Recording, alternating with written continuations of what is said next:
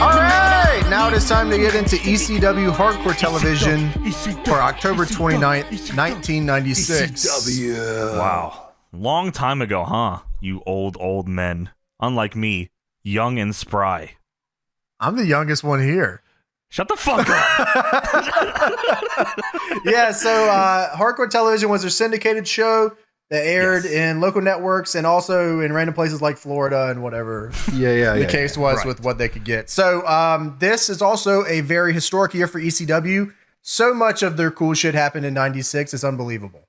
It's, I mean, like, yeah, this is like, I mean, people talk about, you know, the later years of ECW being the stuff they remember more, but obviously that's probably a lot to do with them getting more shows out there. But like, 96, 97, that's like the ECW years for, you know, all the stuff that like most of the stuff that's replayed and talked about in terms of story and fucking crazy shit happened during this time. So we kick off Hardcore TV with a clip of a scaffold match at High Incident. Yeah, so ECW would do like, you know, big arena shows, and then they would use that to feed to the TV for weeks to come to build up to the next one. So this is like building to the 4th annual November to Remember. I watched the re-C-dub version of this on Archive. Shout out to the re-C-dub team. Shit's fucking awesome. Thank you guys so much. Well? Yeah, I watched the re-C-dub too, and I think it's always very cool to see that. Yeah, man, like, you know, I mean, I can watch it on Peacock, but, like, there's definitely a charm to watching it in its original capacity, and, like, it's so easy to fucking access, so shout out to them for the hard work they put into that. So, yes, recap of High Incident from October 26, 1996. Tommy Dreamer versus Bryan Lee in a scaffold match. This might be one of the first ECW things I saw. The clip of this, the clip of Dreamer beating this fucking dude in the head as they are hanging on top of a scaffold, and then this dude falls through a billion tables. I don't think I've ever seen the actual match. I've only seen that clip. I've never watched. I can imagine it's them climbing and them setting up tables, and I don't know. It looks like some like snuff thing you download off like LimeWire or something. Yeah, right. You download it and it'd be like, holy fuck, what happened here? Like, is that guy okay? This thing is horrifying. Also, I don't know if you guys know this. This scaffold for the Dreamer 911 scaffold match was built by the Sandman. Oh, nice. Yeah, I guess he was a carpenter, and he built It's gonna swing. What do you want? Dreamer! And I think the story goes he built it the night before and then fucked a girl on it the same night, and then they had the show the next day. Oh, nice. Wow. Yeah. That's cool. He's got tested out. Was it his wife? Oh, I don't want to die my brother out. I don't know. I'm sure it was. Joey Styles then opens the show in the ring. He welcomes everyone to ECW, the world's most famous bingo hall. You guys haven't been, right? Ever? I've never been, no. Yeah, I fucking practically grew up in this fucker. Joey says, even though ECW is without a doubt the most extreme pro sport legal in this country today, we also have an appreciation for amateur sports. For example, our friends up in Stanford, the World Wrestling Federation. Ooh, fuck you. Joey says the WWF have a very accomplished amateur athlete working for them, former Olympian Mark Henry. Boo. We don't know who that is yet. Sorry, boo. He just signed a 10-year deal, not like Bret Hart. Boo. Joey says, I mean, how do you train for that long to be an Olympian? He hurt his knee and he didn't win a medal, but come on now. I said, oh shit, all right, Barry Mark Henry, that's fucking crazy. That's good. And he says, how about our neighbors down in Atlanta? I'm sure you've seen silver medalist in wrestling Matt DeFaria wrestle on Nitro. Who the fuck is Matt DeFaria? I think it was Matt Jafari, if I'm looking at it correctly, because he was right? That probably. I mean, who? Okay, who I had to look it up, but he was Jafari? Actually like an Olympic athlete, amateur professional wrestler. Okay. I guess like they had like announced him, like there was like videos of him on Nitro, but he never actually like came into Nitro. So they just like they had vignettes for him, but he didn't sign up with a company. According to like Wikipedia, they say he was scouted by WCW and featured in that guy. And he was featured in several vignettes, but did not sign up with the company. So like that's Big Vito. This is Professor X.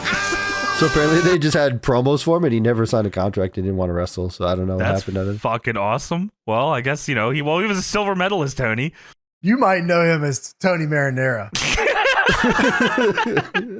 Joey Styles says the hours of training and sacrifice in the diet day night to win a silver medal. He's been on WCW. So if ECW is going to get involved and we're going to have an amateur wrestler appear, we go for the gold.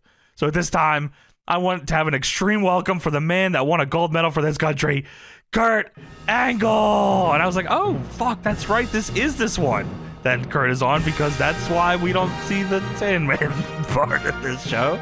Kurt comes out, and he's got his gold medal on. He's slapping fans' hands on the way out, and he has a big-ass blue pager on his belt. Dude, Olympian music. Like Olympic fanfare. Yeah. Through the tunnel and everything, shot behind through the tunnel. Olympic music. Focus, right on. Dude, yeah, I mean, this is the most 96 looking man. Like, this is the kind of guy you would see in a sitcom. He's the family dad of 4, you know, like just he's the most vanilla dude ever, coming out smiling, chewing bubblegum, loving life. Tony's cutting the grass, you know what I mean? Hey, neighbor, it's good to see you. So Joey says, Mr. Angle, it was one of the greatest moments in Olympic history when you won the medal and you collapsed to your knees and you put the gold medal on your mom. He didn't say it like that. I don't know why I said it like that either. Joey says, and I thought you'd like to know, the young man sitting there that's going to compete in this matchup, Little Guido, is quite an amateur wrestler himself. New York State high school wrestling champion, been competing in the UWF in Japan and just won a big match. And Kurt gets on the mic and says, I know this guy, that's Damien Stone.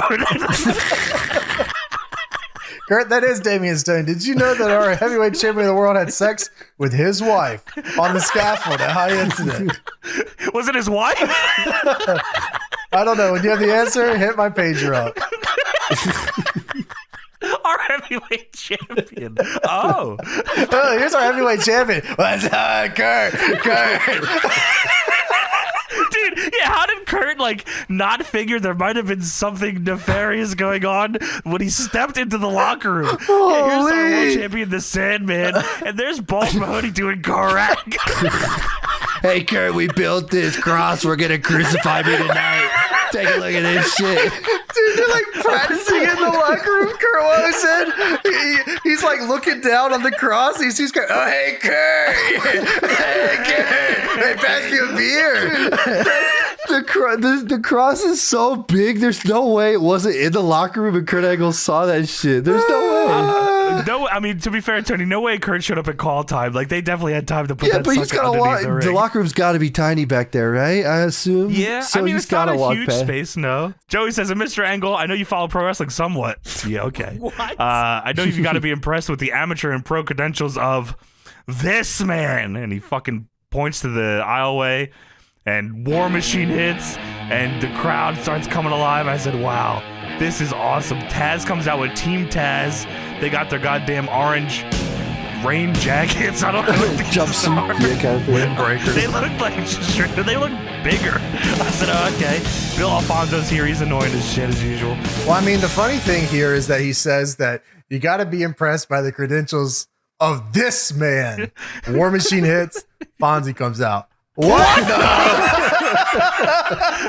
then I'm in the UFC. Get this belligerent man out of here. Hey, Daddy, I got some crack for you right now. Let's go, Daddy. Hey, Daddy, we're going back to hell and fucking a bunch of hookers. How you want to go back there? No.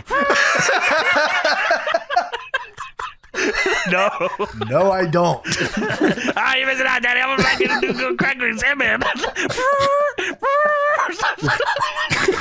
That's all right, Daddy. More crack for us. So, yeah, Taz comes out and fucking. By the way, I mean, let's not. The fucking Team Taz presentation is awesome. Dude, coolest fucking shit ever. Big ass flag, all wearing orange. Taz looks like a killer. Flag. That's awesome. Yeah, shit kicks ass. It's awesome. Yeah, man. I mean, this is cool as fuck. Super ahead of its time. I'd have to say, right? No one else had a presentation like this. No, especially on promotion that's where it's at right now. This is pretty forward thinking for sure. Yeah, this shit's awesome. The crowd is chanting Sabu at Taz, which I also thought was fucking cool as fuck, that they were so wanting to see this feud, that they would Been a just chant year. this dude's name. Yeah, man. So it's been a year because Sabu like got fired, right? Like that's why. Oh, because he took the Japan dates. He took the Japan booking, yeah, and I think he just came back. And Paul Lee and Taz went in the ring and said, "You son of a bitch!" Dude, they aired his ass out. He took a Japan booking and he fucking got lit up by the top guy and the promoter. And you know what? That's not a bad idea. That was awesome, though. He's like, he decided to take more money elsewhere instead of wrestle in front of you fans. Fuck this guy. Yeah, fuck him. Fuck the guy. And then he comes back. Oh, fuck yeah, Sabu. It's good to see. That's awesome. So Taz gets on the mic. And Taz says, "Shut the music." That's not. Thankfully, the franchise is on this show. Dude, shut the music and well. Just double gimmick infringement. He's just stealing everything. Taz looks at Kurt. He says, I want to shake your hand. I mean, he gets right up on him. I want to shake your hand. I want to shake your hand. I tell you what, Kurt Angle, I got a lot of respect for you. You are definitely one of the greatest amateur wrestlers to ever lace them up. I spent a great deal of my summer watching you compete at the games. Well, that's fucking nice to help the ratings there. At the games. Yeah, you know, X Games. But you know, I spent more of my summer watching myself on TV. I guess Taz was in New York. They did have ECW locally, so that's fucking good. I mean, this is the most Taz. I can't, like, whenever I see Taz talk now, like in 96, and I've heard him on commentary for so long at this point, I can only hear his commentary voice. So it's weird, right? So he spent the summer watching Kurt at the games, but he spent more time watching TV with himself on it. But I digress. You know, that's all I could think about was him. I know he wanted to say, but I digress. Taz says there was a time that he even contemplated competing for the wrestling team of the United States. But you know what? I'd rather make money. All right, listen, don't pretend that this crowd doesn't know the money situation with ECW in 1996 or anytime. Hey, everything's fine. Wait, you guys get paid? All right, someone take the heavyweight champion of the world back to the locker room, please, and put him back on the cross. What did you say? I meant get him a drink. Get him some crack. I don't know. Get him out of here. Go put him back on the cross. I had no idea about this. I swear, Kurt, I never knew this was happening. He's got a hammer in his hand. I don't know what happened here. He's got sawdust and shit all over him. He said, I have no idea. It's just the nature of the biz, Kurt. A cross. I was putting the ring together. I had to build a scaffold. I needed these nails and this barbed wire to put around his head. I mean, under the ring.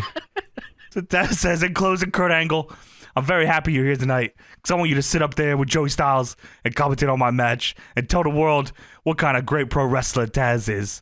Congratulations. You're a great amateur, but I'm a great professional. That's a fucking awesome that was line. a good line. That was a good line. And like, I always thought it was fucking cool. Obviously, this obviously wasn't meant to happen this way, but the fact that like they had this confrontation here and then Taz's WWF debut is against this dude is like pretty cool. Yeah, that was awesome. It is cool. Yeah, it felt like the world of wrestling was connected. Yeah. Like, and it happened in New York, so like the crowd fucking was G'd up for Taz and all. That's fucking pretty cool. But Kurt here is like, I can't explain how young this guy looks. Like, this is a whole different human. He even sounds way different. Like, his voice is not the same voice that when you think of Kurt Angle, this is not how he sounds. This is a man who has yet to see the crucifixion of the Sandman. His balls dropped after watching Sandman. That made him into a man crucified after seeing Sandman on the cross. Took all his hair off.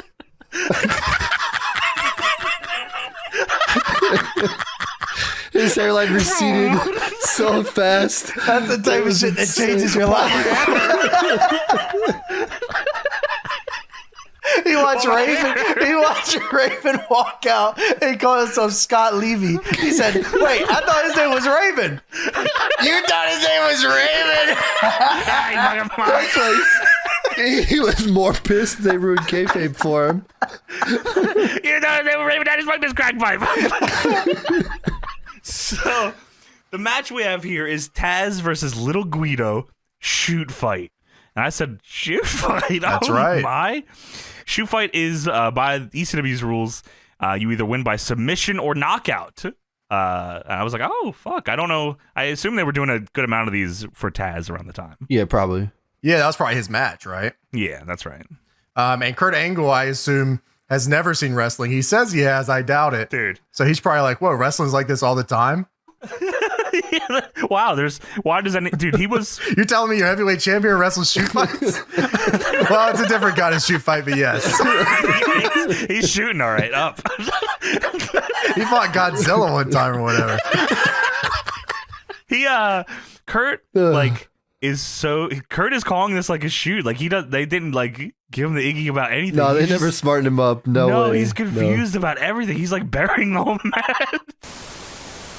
You know what? Back then, we're good friends. We don't see each other quite a lot, but every once in a while we'll run into each other at a signing. But back then, he knew a friend of mine and got my number from his friend, and he called me and he said, "Hey, we have this company that is more geared toward your type of wrestling, your Olympic wrestling, than pro wrestling. And it's called ECW." Okay. So he's telling me this looks more like Olympic wrestling than it does pro wrestling. So I was like, oh, okay, that's cool. So you guys are starting a pro amateur wrestling league. He goes, no, it's pro wrestling, but it looks more like amateur wrestling. Okay. And that's why they put the Taz match in there, just to make me happy. When they were doing it, him and Guido did amateur wrestling at the show that I went to. When Shane asked me to be a part of the ECW show. So it was going to be in Philadelphia, and, they were going to pay me a good amount of money. So I decided that I would do it, and I was excited because I thought it was more geared toward amateur wrestling. So when I get there, I'm meeting the boys, and they're all tattooed up, long hair, got their gear on, and, torn jeans, and, Raven's got, he's holding a chair, and Sandman's holding a kendo stick, and, someone else is holding a ladder, and I'm like, this is supposed to be amateur wrestling. Right. This is worse than the WWE. Yeah, so Kurt Angle's on commentary with Joey Styles here. And there's sounding. Yeah, and they have a little picture in a lower third that says commentary by U.S. gold medalist Kurt Angle on the screen. It stays on the screen too. I imagine that people in the area, this is probably a big deal, like, especially because back then I feel like the Olympics were a much bigger deal.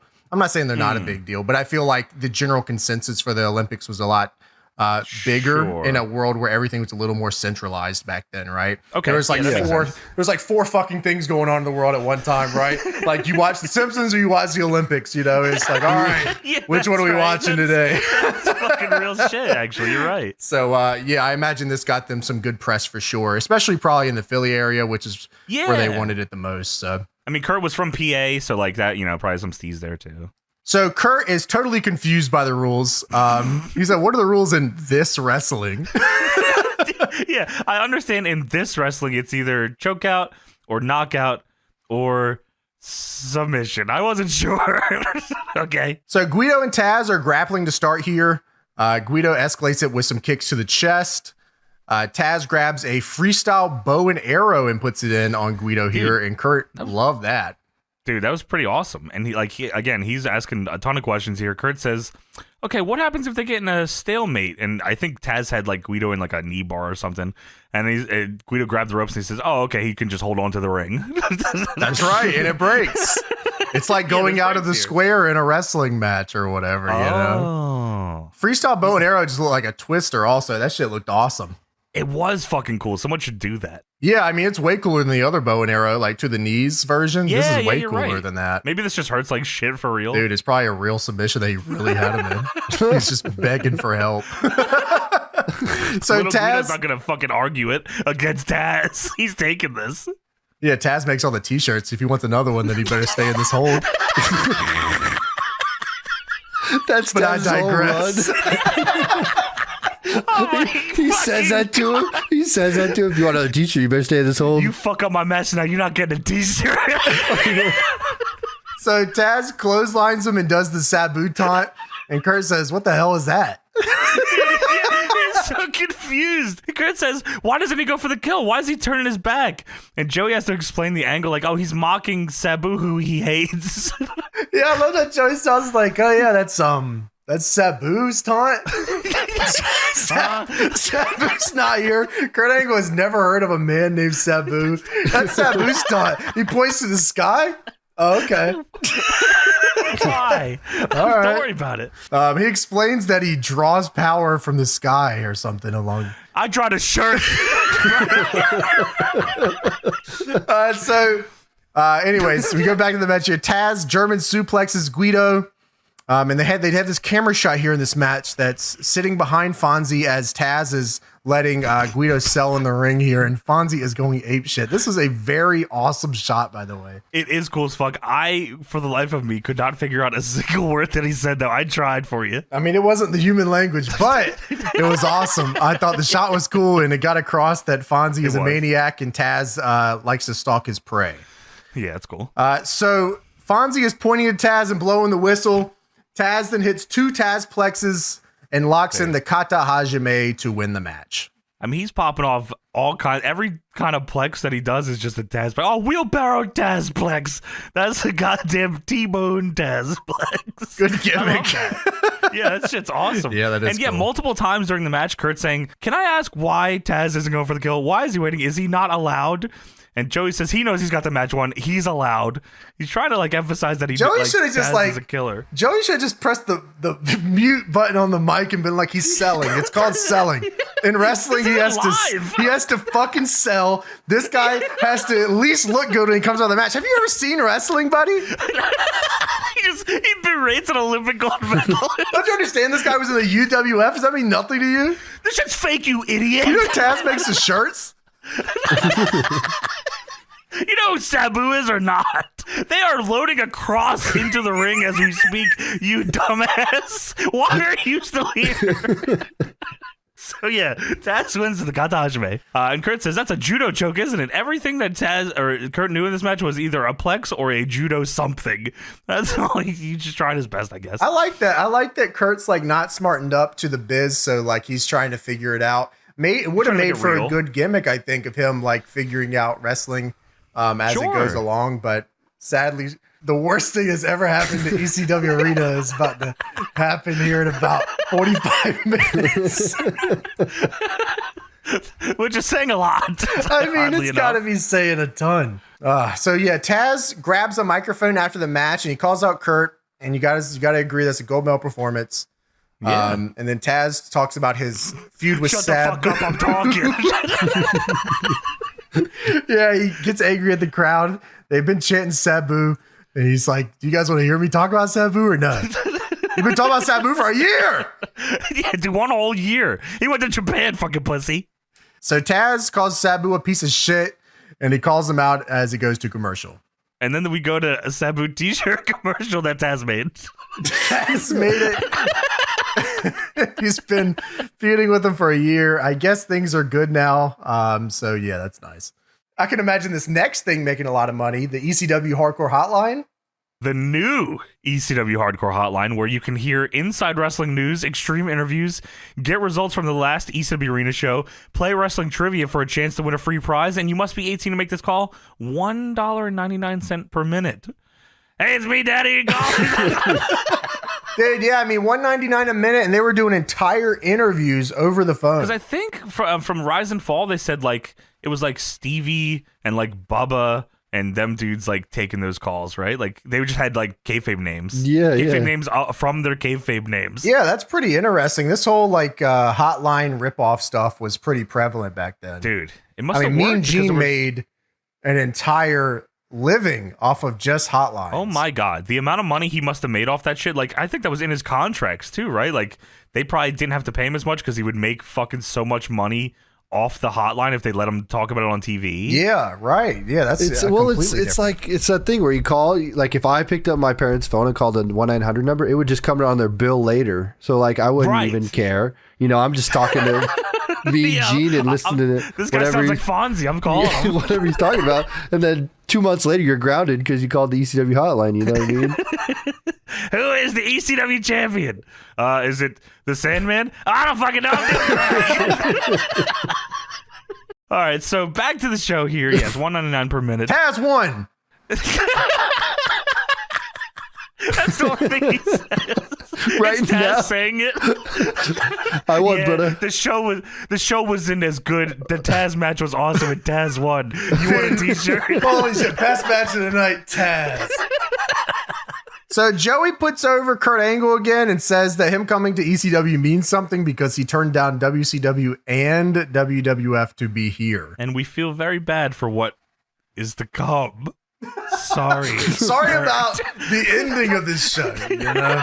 Kurt, we love you, Kurt. Thank you, Kurt. So Shane Douglas with Francine takes on Tony Michaels. I thought it was, is it Tony or Cody? Oh my God, is it Cody? It's Cody Michaels, yeah. You know, Sean's brother.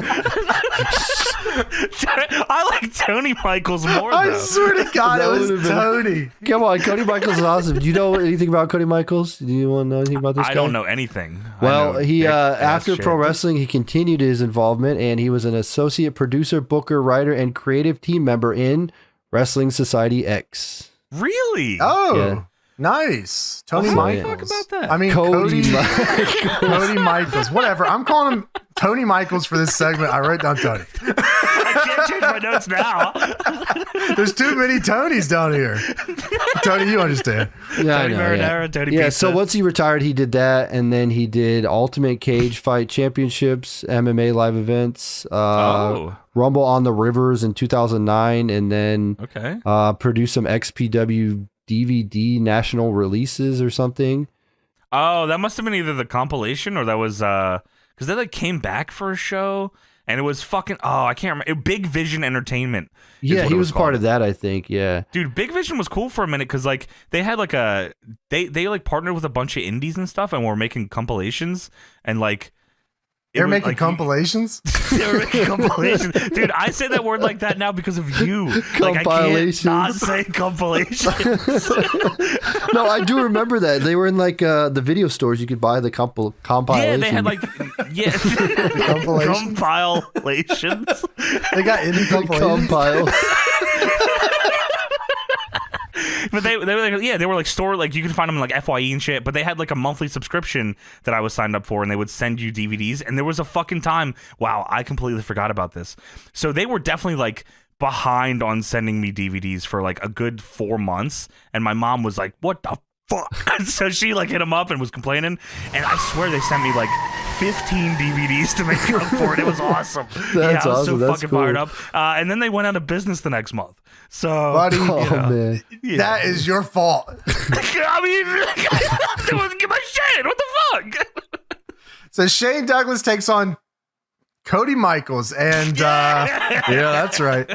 Shut up, all you smart marks. Shane Douglas is so Shane Douglas here, which is like, you know, what you want, right? Like he's still got the confidence of Shane Douglas and still has the steez to like have cred to talk this kind of shit, which goes away here soon when he goes to WCW because then he's just a bitch. Well, he's the ECW TV champion here. He is the TV champion. Joel Gertner joins commentary. This is Joel Gertner before he's like pervert.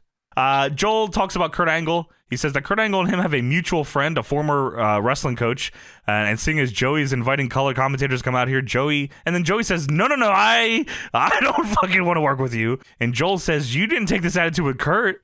And Joey says, Kurt Angle has a gold medal.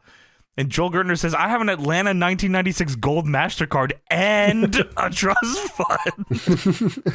So Shane says, take a look at that man who broke the neck of a man who said his neck couldn't be broken. He's talking about him breaking Pitbull #1 Gary Wolf's neck. Everyone's neck has been broken at ECW. He could have been talking about anybody.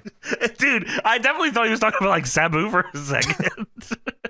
And then he looks at the crowd and says, shut the fuck up.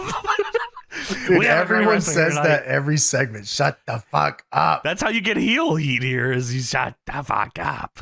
We have a great wrestler here tonight, and he's going to make a damn sure that everyone knows what kind of wrestler I am, what kind of wrestler Taz is, and you will all get a wrestling lesson tonight because you don't deserve to see a champion like me. I thought for real he was going to say, this is a job guy here to make me look good in a squash match. Like, I thought those were the next words Give him coming. a few more seconds, and he was saying that for sure. Yeah, that's true. You look like you work for Big Vision Entertainment. You work. I'm going to be the first XPW champion. You want to go there? I was the first MLW champion, too. Don't let anyone tell you any different. And H2O champion. Look at my reigns. So he tells Cody Michaels that these people can get behind you all they want, but they can all kiss my ass. And you got a snowball's chance in hell. So turn around and look at him and say, fuck off. Dude, Shane Douglas is in great shape here. I mean, he looks fantastic. This is Triple H. Yes. This is Triple H and Stephanie. This is ridiculous, man. Yeah.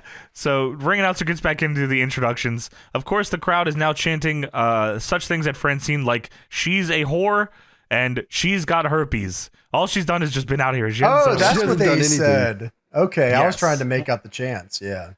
I was hoping you wrote down what you thought they were. Oh, no, I didn't even have any thoughts, yeah. Like, I just couldn't hear it. It sounded like a mess. Yeah. She's a whore, and she's got herpes, of course, yes. Well, Francine leaves, and she tells the franchise to leave, too. She's pissed off at the chants. Of course. And now they're chanting, fuck you. Pitbull number 2 tries to rush the ring here. But he's held back by security, refs, and some of the boys. And Carrot Top. Dude, yeah, wow, that was nuts. What the fuck was that guy? I've never seen anybody like that in my life. So if you remember, that Carrot Top guy is the guy that was in the front row when Brian Pillman debuts, and he takes a swing at Pillman, and Pillman dumps him over the guardrail. Oh, nice. I thought that was Al Snow.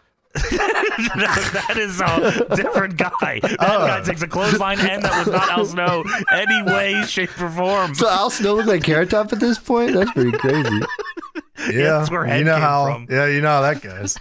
So we go to we go to commercial, and it says that franchise will defend its title when we come back. That's cool. It had like the text that said that. That was cute. Yeah, so we get a Raven t-shirt commercial where all of Raven's favorite quotes come up. Yeah, and they don't say a price. They just say it's available now, and they give you a phone number. This is a scam. Dude, What's it this is shit? also a scam because it's other people's quotes, and then it says "quote the Raven" at the end. So I'm confused. Shakespeare and shit. Edgar Allan Poe. I'm so confused. There's a quote there from Scott Levy that says, "Sorry about the ending angle on this show." In the next 20 minutes, I apologize, and I can't say sorry enough. So we come back in the middle of the match where Cody Michaels, yes, right, Cody Michaels, where Fuck Cody yeah. Michaels is actually in control. Dude, he's on which fire. is nuts. Yeah. Yeah. Franchise then rakes his eyes, but Cody Michaels, God damn it. Give those guys some Dude, respect. I'm sorry. His name is Tony in these notes. Cody Michaels sends him to the outside. That's what I've written down here. Joey Styles is fucking fired up. He says, Cody Michaels gonna fucking win, and he smells an upset. Okay, so then Cody Michaels, Yes. not to be confused with his brother, Tony Michaels. Cody Michaels. Shane, his cousin, Shane Michael's Shane. Shane Michaels? All right, so Cody Michaels with a chair on the outside. Right. Cody Michaels with the chair on the outside. And he runs and hits the franchise with it. That's allowed. Yeah, that's not only allowed, but it's encouraged. He's sweet up. He's sweet up. Dude, Cody Michaels on fucking fire here, bro. Dude, he looks great. He's doing well. Cody Michaels sits the franchise in a chair and then hits a cross body to him in the chair. That was awesome. Off the apron. Yeah, like I swore that was going to be flip bump onto the chair because that's what happens usually now. Yeah, that's a fantastic spot. Like that's cool. awesome, dude. Yeah. ECW chant, yeah. So he rolls him in and it's a 2. Franchise then hits the standing divorce court and a tombstone Nails him. pile driver. Dude, not only does he do a tombstone, but he scoops him up in tombstone position, and then unless just was making things up here, I swear he fucked him in the face and then did the tombstone. It was like if Road Dogg did this move, is what happened here. Oh yeah, I mean, I thought maybe he was, just trying to get him in a position so he didn't kill him, but yeah, maybe you're right, but it looked to me like he fucked him in the face. Yeah, I mean, I can see that. So the ref then goes to stop the match. He's seen enough face fucking in his days. And so the ref goes to stop the match, but Francine steps in front of the ref and says, "No." So then the ref just... Shane isn't going for the pin, of course. The ref then just says, fuck it. All right, whatever. Just keep going. Yeah, you're right. Sorry about that. I didn't mean to just try to end the match. My bad. So Franchise then deadlifts him up, screams "fuck you" at the crowd, and then hits the belly to belly to win. That's awesome. And yeah, he yells "fuck you," and Joey says, "I don't think he said I love you." So Francine then tells the Franchise to come back in and do something. What was she signaling for? Break his neck? Maybe, yeah, I think that's right. Break, because he's breaking people's necks. So it looked like she was like stab him in the neck. I was like, that's a different wrestler on the show. Yeah, sorry. Is that what the Franchise does? He comes in and stabs Cody Michaels in the neck. That's getting fucking Franchise. So if you could think of all the ways in wrestling that you could break somebody's neck, I want you all to think about what that is. There's a lot of them because there's been a lot of moves over the years that do this. Maybe just a neck breaker. Neck breaker, maybe a pile driver, maybe a tombstone pile driver, tombstone without theatrics where you fuck his face. There's a lot. What'd you say, chart buster? Chart buster, yeah, you could. There's a lot of them, but no. Owen Driver. Owen Driver, that's true. There's a lot of them. James, what one does Shane Douglas try to break Cody Michaels' neck with? The Hurt Lock. Swinging Hurt Lock. Maybe in 1996 this was over. So okay, but to me this looked fucking ridiculous. He has him in a full dust and he's swinging him around in the air. His legs are dangling. Oh, it's gonna break his fucking neck. Yeah, so this whole thing is pretty ridiculous because Pitbull number 2 decided that he has to look really, really good tonight. So he looks insane. Dude, Pitbull number 2 comes out and Franchise powders as everyone tries to come out and stop this dude again. Yes. The Franchise comes back in with a chair and tries to hit him with a chair in the head, but Pitbull just no-sells it. He no-sells it crazy and he fires up, which of course leads to Shane running away. A Looney Tunes-esque chase ensues around the ring until... That is the greatest way to put it, because it is, I don't know if they meant for it to be funny. I imagine it was not meant to be funny, because this is an angle about this dude, Shane Douglas, breaking this guy's partner's neck, but the ridiculous manner that Pitbull chases him and the length of time that he chases him is outrageous. And Shane Douglas is taking a brisk jog. He's not even running. He's barely running. Well, there's so much shit around the ring and so many people. There's 40 dudes. True. There's fucking all the announcers and ringside guys and tables. There's a cross here. Roamer cameras. There's a cross. Why don't you go ahead and put that back there real quick? Hurt somebody. Oh, sorry. He's jumping over the cross to get in the ring and trying to get out of it. Sandman's still on it. Kurt Angle's asking, what's going on? Is that a real move? Is this a shoot or a work? I'm not sure what's happening here. Yeah, does he really break his neck with a full Nelson? So Pitbull chases him around the ring until the Franchise...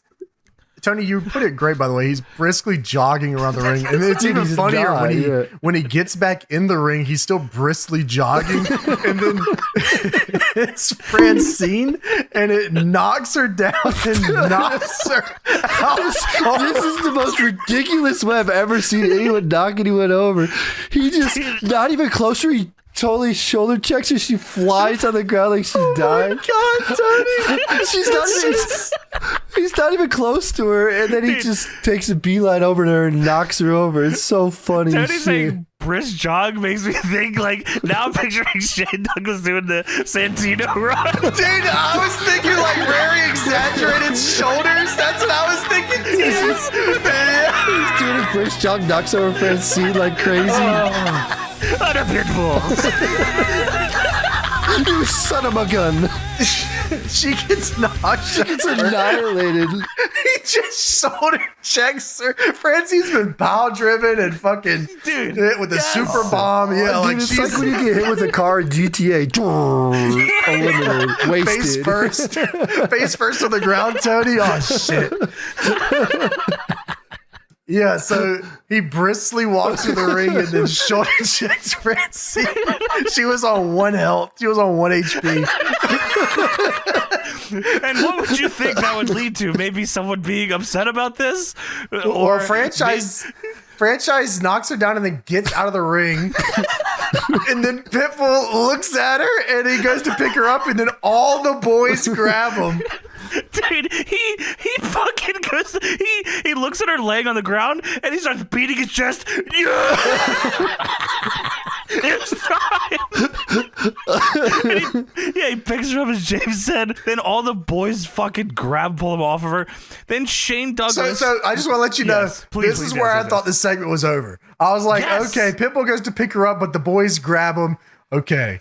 And Shane will obviously drag her out and we're out of here, right? Right. But no. Shane Douglas is now back in the ring. The boys, including Carrot Top, are holding the Pitbull number 2.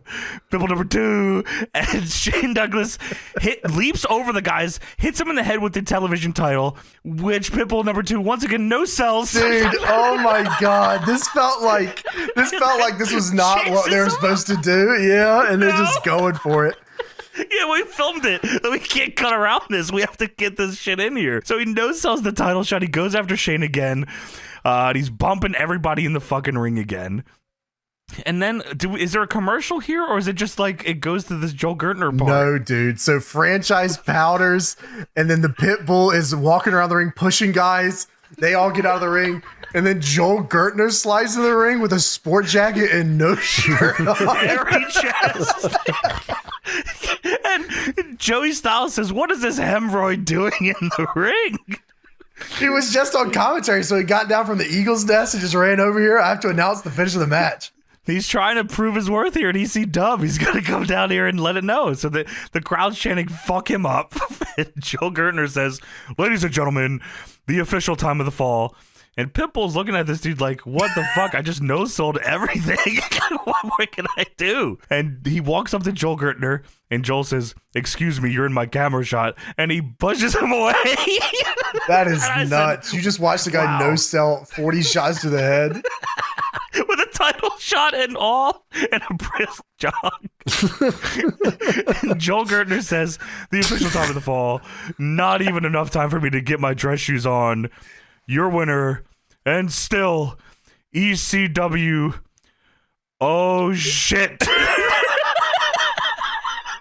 Pitbull then grabs him, takes him over to the ropes, and then Fallaway slams him over the ropes onto all the boys on the outside. Holy fuck. And then he gets his music and he celebrates. So November to Remember 1995, that was last year, remember that? It was. So buy it now. Get it on home video. The Sabu's return to the arena. See him take on the Shah. Yes. He's reintroducing him to hardcore, brother. Also, check out the Sandman and Cold Scorpio's battle with the Public Enemy, and the shot they show is Sandman dancing. Going nuts. Fortnite emoting. Check this out. That's me when I get a #1 victory royale. Do you remember Sandman's period on Twitter where he was constantly winning at Fortnite? Dude, good era. Taz's shocking betrayal of Todd Gordon on this show, and the unedited, uncensored, all-out war between Raven and Cactus Jack as they collided with Tommy Dreamer and Terry Funk. And then we get another recap of November to Remember from last year again. I'm not sure why. Hype Central. So Joel isn't there because he just got his ass kicked. So it runs down the shows again. And then it has a screen at the end here that says ECW acknowledges and appreciates the assistance of the following in the production of this TV show.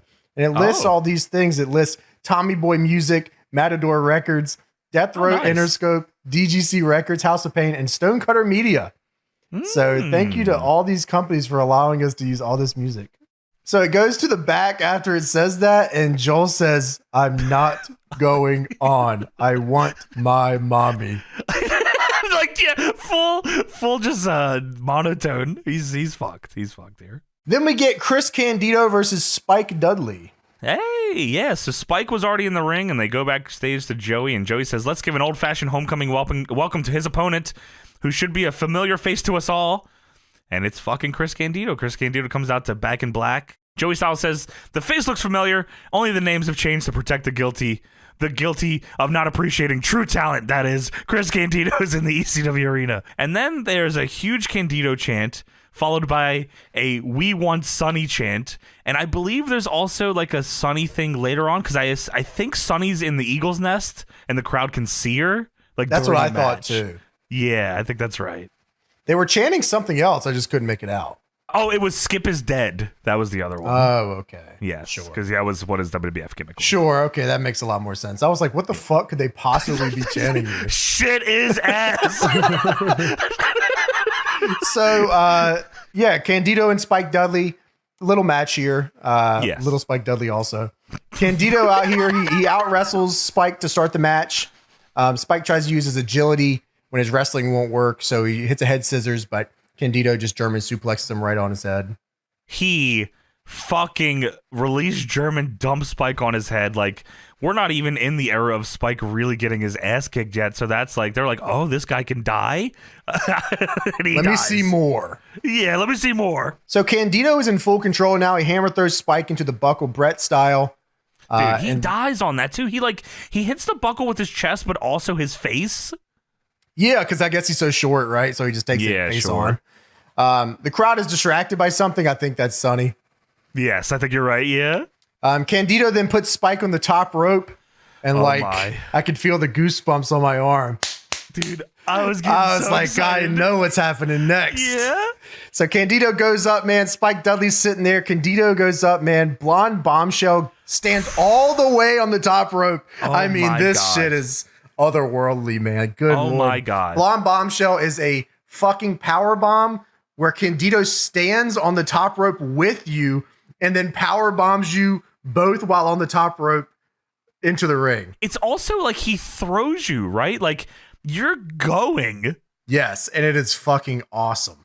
It's one of my favorite finishes ever. Dude, it's got to be one of the best moves of all time. Like, if I saw this, that's the world champion now. I mean, dude, this is the most like top guy finish ever. Yes, man. Like, what the fuck? This shit's fucking so awesome. And Joey Styles says, oh my God. Yeah, I'm showing this on everything. Yeah, anything I can. This is the kind of shit that happens out here. Is Spike just getting launched. Dude, how do you even land without rocking your head? Like, he probably was fucked up from that. And Candido pins him after. He, like, lays him for the pin, does a push-up, lets go of the pin, and the referee just counts to 3 anyway. Like, yeah, this shit's done. So Candido grabs the mic and cuts a promo afterwards about obviously leaving the WWF. Yeah, he says, I want you all to know I made my decision earlier this week. The WWF has taken my wife off the road doing WWF Livewire. And Joey Styles says, oh, Bruce from Connecticut might call that, which that was when fucking Paul Heyman called in. He was Bruce from Connecticut on Livewire. Candido says, I don't have a bad thing to say about anybody, man. You know, there's a lot of stuff I wouldn't have if it wasn't for Vince McMahon, but I want you guys to know I gave my notice to come back to the place that I was at the very first show in this building, and I'm proud to be back in the most famous bingo hall in the world. I'm proud to be a part of the guys that bust their stinking ass every night and not a locker room full of assholes. Like Cody Michaels' brother. Tony Michaels, too. Michaels shades. And I'm here now to raise this place up to the upper echelon of this business, to take it from the miserable, stinking shithole it is right now. And then he does the fucking up yours and then he leaves. That's awesome. Oh, okay, that was quick. No problem. Great everything here. Like, they're happy to see him and not anymore. Fuck you. So 2 Cold Scorpio versus the Sandman. That's going to be your main event for this episode of Hardcore TV, ECW heavyweight title match. Yeah, 2 Cold Scorpio and Sandman are, I'm pretty sure they're boys here, like that's the story, right? They're best friends, and Scorpio is getting a shot here. I'm pretty sure the crowd's pretty behind Scorpio. In fact, I think they want him to win this. Sure. Sandman is right now a top guy and will continue to be a top guy forever. Yes. So it's like, you can always go back to Sandman, but everyone's always excited to see someone new take that spot too, right? Yes, that's right. And Sandman, as you said, top guy here, he comes out with Sandman shirt and what I think is barbed wire pajamas. And he, like, I mean, the beer that he drinks is, I mean, he holds it. He might as well have tried to hold it to the ceiling. Like, this shit is a fucking fountain down his fucking face. Yeah, he's got the pants on, cracks a beer. Like, cool dude. So we come back from commercial. Scorpio has a wrist lock on the Sandman here. We're getting right into the action. Scorpio grabs a chair and Sandman grabs his cane and they meet in the middle of the ring. That's awesome. But they both put them in their respective corners and they go to the middle and handshake and hug. But Scorpio knees him and throws him into the chair in the corner. This is for the heavyweight title. He fucking throws him so hard into that chair. And then the story of, the next part of this match is Scorpio stopping Sandman from getting the cane, which I thought was awesome. Yeah, so Scorpio starts using the cane on the Sandman. Sandman ducks under Scorpio and goes for the cane, but Scorpio stops him with a kick. I thought that was really well done. Yeah, I like the story here. Scorpio with the Alabama Jam on Sandman for a 2. I wrote that down too. Dude, I like that Scorpio is just spamming top rope moves. That's what he does. Sometimes I'll do this in the video games when I'm not thinking, and I just keep going back to the top rope and doing shit until they stop me. So Scorpio with a moonsault on the Sandman for a 2. Sandman is actually sideways trying to grab the cane when Scorpio lands right on him, right on his side. I know that hurt. Dude, I wrote down he lands like how Kurt Angle landed when he broke Bob Holly's arm. I mean, he was like... It was so straight close. Up. Yeah, weird. Scorpio then goes back up to the top rope again. Like, one of these moves is going to put you away. But this time, Sandman gets the cane and hits him. Dude, Sandman then hard as fuck. Yeah, I mean, if that's your gimmick, you got to swing, right? Yeah, you got to throw it, yeah. So Sandman then hits the Frankensteiner off the top. That's the Heineken Rana. You hear that, Kurt? Respect the top guys, Kurt. So Scorpio catches him in a power slam and then goes back up to the top rope and looks for the moonsault leg drop. Based move. But dude, I mean, it's unreal. It's literally unreal. A moonsault leg drop. Yeah, that's fucking nuts. We see a lot of impressive shit, but like moonsault leg drop, I feel like is still a rare move that not a lot of people do. And like, I got a similar feeling when I saw Blake Christian. He did the fucking 450 double stomp. I was like, wow, that's the Hammerstein show. Yeah, I was like, wow, that's sick as fuck, that move. This made me feel like that. Yeah, it was an awesome move. I remember I felt like that when I saw Sanjay Dutt do the moon stomp. Oh, that was awesome. Yeah, I thought that was sick. You've seen him do the moon stomp to Sexy Eddie's cock and balls. I have seen that one. He picture perfect hit his dick and balls. Yeah, I mean, I don't know how he's even functioning anymore, but shout out. I mean, 5 pounds of cock meat. He's got a lot left. He's got 4 now after the moon stomp. So Scorpio looks for the moonsault leg drop, but misses. Lands fucking mean on the mat. Dies. Yeah, and like the ring is not moving. Like I can't imagine that one. No. And Sandman crawls over and pins him for the 3. Scorpio kicks out at 3.1. So Sandman just escapes as it backfires on Scorpio here and is able to beat his best friend. I think there was bullshit chants. Oh, was there? Is that what it was? I swear that's what I think it was. I think people might have been tired of Sandman's run here, like as champ. He might have been 3-time champ by this point. Oh wow. Yeah, there's a good chance. I also think that they're excited to see the next angle, right? Coming up here. Of course. Yes. Right now. So it's time to get into the nitty gritty here. So Sandman wins, as James said. He's now celebrating with the cane and the championship. And out comes Tyler Fullington, Sandman's son. Because for months now, Sandman's son has been brainwashed, as has Sandman's wife, who he may or may not have had sex with on a scaffold the night before. My wife. Yeah. They have been brainwashed by Raven for a while, so Sandman's kid has been dressing up as Raven and following him around and yada, yada, yada. So this is like the first time in a minute that Sandman's son is in the ring. He's now dressed as his dad, and Joey says, oh, it's Tyler. He's just like his dad. We've been waiting to see this. It's like a feel-good moment. He's there, and Sandman takes a knee, opens his arms, hugs his son. The crowd's fucking happy. They're like, wow, this is awesome. What a sweet moment. Sandman has his son back. Even Joey says, that's great. And then all of a sudden, fucking Raven. Raven jumps the rail. He hits the ring. He picks up the Singapore cane that Sandman dropped to hug his son, and he fucking hits him as hard as he possibly can in the back of the head. That's his gimmick. Like he's got to send it. He's swinging for the fences. Tyler does the Raven pose. That just little for bastard. a second. I mean, just for a second. He pops it a little. He like pops it. He like pre-pops it. Boom. Just so you know. Yeah. It's really like that, Dad. And Raven hits the fucking even flow. He kills Sandman. Sandman crumbles on it. And that's where the show ends. The TV show at the very least. But that's not how things really ended here. As we said a bunch on this show, I'm sure a lot of you have heard the story, but if you haven't, we'll go over it here. So, Raven then drags Sandman through the ropes where Meanie and Stevie have stacked 2 tables, or maybe a table on top of the Timekeeper's table. Raven drags Sandman on top of that and pile drives him through 2 tables to the floor. That's awesome. Then, this is where the business happens. So, this is where Kurt Angle's life changed forever. Yeah, I imagine Kurt's sitting in the Eagle's nest as this is happening. No so more. He had like a front row seat. Yeah, dude. I mean, like, what a coincidence of things to happen, right? I know. Like, yeah, and he's definitely getting no more pages from Paul Heyman after this. Paul said, I think we lost him. So, under the ring is a crucifix, and Stevie Richards and the Blue Meanie are here, and they are tying the Sandman to a crucifix. They put a barbed wire crown on his head. They hoist the crucifix up, so we're on the floor. The crucifix is leaning against the ring, and Sandman is crucified. Sandman is crucified. His son and wife are doing the Raven taunt. Raven's posing with the ECW title.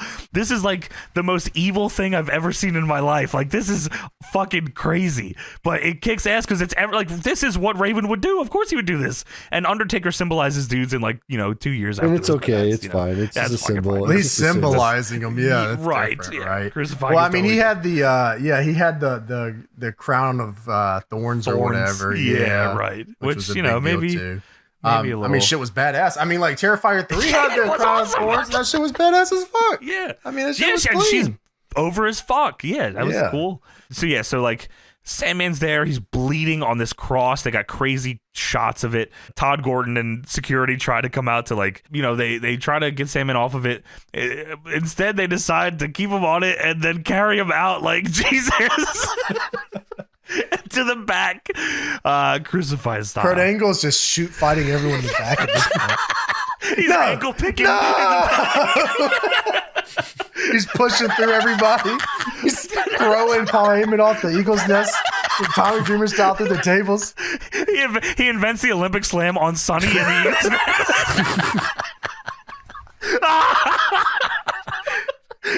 nest. Well, Kurt Angle thought everything was real. He should have came out and saved the Sandman. Just fucking help him. Yo, Kurt, help.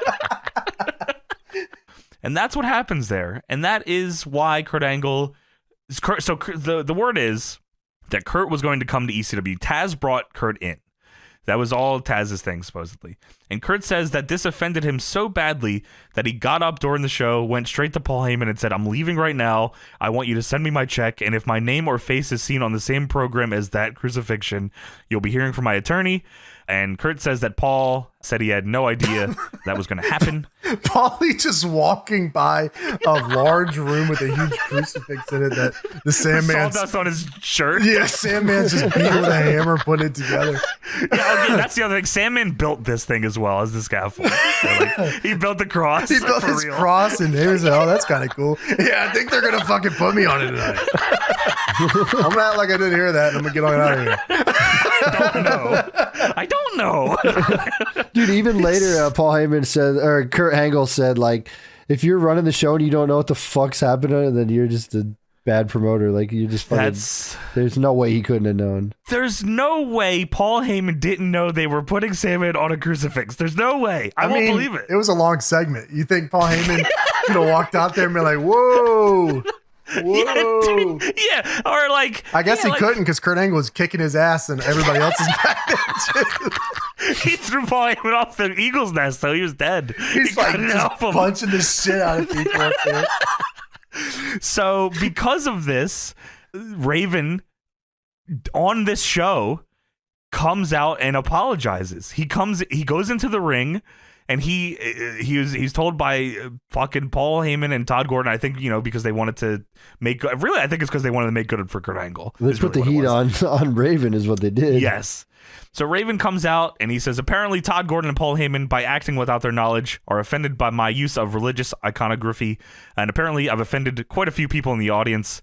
You people chose to respect Scott Levy's privacy when I needed personal time. So I choose to respect your privacy and your religious beliefs. So for the people I deeply offended, I apologize. Which he says is like the most sincerely insincere apology he could have given. He just did it because he was asked to do it. I'm Scott Levy, and this is my apology. He said, there was a bunch of heat from dudes in the back, like, saying, why didn't they, like, because, Raven isn't Catholic, he's Jewish, so why didn't, they put Raven on a Star of David? And Raven said, well, if they would have did that, Sandman would have rolled away. That would have been awesome. Wow. That's pretty fucking heavy. I mean, ECW did a lot of crazy shit, and, like, obviously there's a lot of crazy shit that happens in wrestling after this. I don't know where it compares, but, like, the fact that this like had such potentially a shift in the history of wrestling with how Kurt Angle's career goes is pretty noteworthy. So I think the big thing really with it is that, especially during the 90s specifically, and even the 80s too a little bit, there was the big satanic panic, right? Where, sure. Yeah, people were just like really on the lookout for that sort of thing. That was a big hot topic in America too. Yeah, it was. So I think that like kind of leaning in that way right there, just all of that timing up with that kind of stuff, satanic panic with the whole country, Kurt Angle being there, right? I mean, like there's just a lot that this was just the wrong night to even attempt something of that nature. Sure. Yeah, I mean, that one probably could have been left in the idea book. And Tommy giving it everything he's got. Thank you for watching. Now it's time for the Patreon shout-out, starting with CK, Dankest Potato, Geometric Hog, Can Opens, Gon' Get 'em, Dead 'em Brothers, King Jack, and Ray Rags 14. And if you're looking for early access, full-length retro syncs, and exclusive videos, check out my Patreon. It starts at only $3, so go check it out. And until next time, peace.